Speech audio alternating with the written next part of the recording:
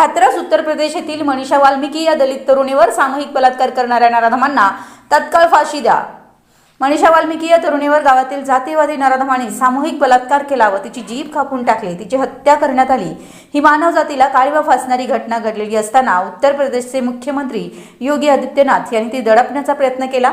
या अमानवी कृत्याचा निषेध म्हणून आज जनता क्रांती दल संघटना सातारा जिल्हा व संघटनेचे प्रदेशाध्यक्ष मान्य सत्यवान कमाने यांच्या मार्गदर्शनाखाली मान्य श्री सागर लाखे कराड शहराध्यक्ष, मान्य श्री सूरज घोलपबाबा कराड तालुका कार्याध्यक्ष यांच्या नेतृत्वाखाली कराड तहसीलदार कचेरी येथे समोर निदर्शने झाली। यावेळी जनता क्रांती दल संघटना सातारा जिल्हाध्यक्ष अनिल लोंढे, सातारा जिल्हा महिला अध्यक्ष पूजा भातकर, सागर लाखे कराड शहर अध्यक्ष, विक्रम साठे कराड युवक अध्यक्ष, योगेश धुपटे पाटण तालुका अध्यक्ष, दादासो जावळे मलकापूर शहर अध्यक्ष, सागर साठे युवक उपाध्यक्ष कराड तालुका, दादासो चव्हाण, चंद्रकांत जावळे, संतोष जावळे, अमित जावळे, आवळे पाटील, ओंकार साठे, दिनेश गायकवाड, जनता क्रांती दल संघटनेचे सर्व पदाधिकारी यावेळी उपस्थित होते। या बातमीचा आढावा घेतला आमचे कराड तालुका प्रतिनिधी सूरज घोलपबाबा यांनी।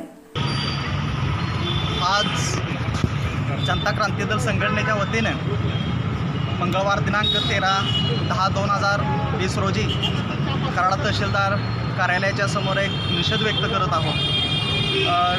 आज उत्तर प्रदेश येथे हथरस येथे झालेल्या मनीषा वाल्मिकी ताई यांच्यावर जो चार नराधमांनी जो बलात्कार केला त्यांच्या आणि त्यांची जीभ कापली, त्या नराधमांना लवकरात लवकर फाशी व्हावी, त्याचबरोबर त्यांच्या कुटुंबांनाही योग्य ते संरक्षण द्यावं।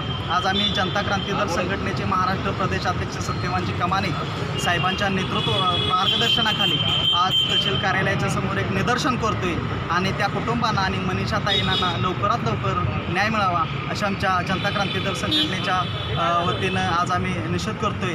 परंतु जर त्या मनीषा ताईंना आणि त्यांच्या कुटुंबांना जर न्याय मिळाला नाही तर आम्ही जनता क्रांती दल संघटनेचे सर्व अध्यक्ष यांच्या मार्गदर्शनाखाली संपूर्ण महाराष्ट्रामध्ये एक जनआंदोलन उभं करणं अशी मी गवाही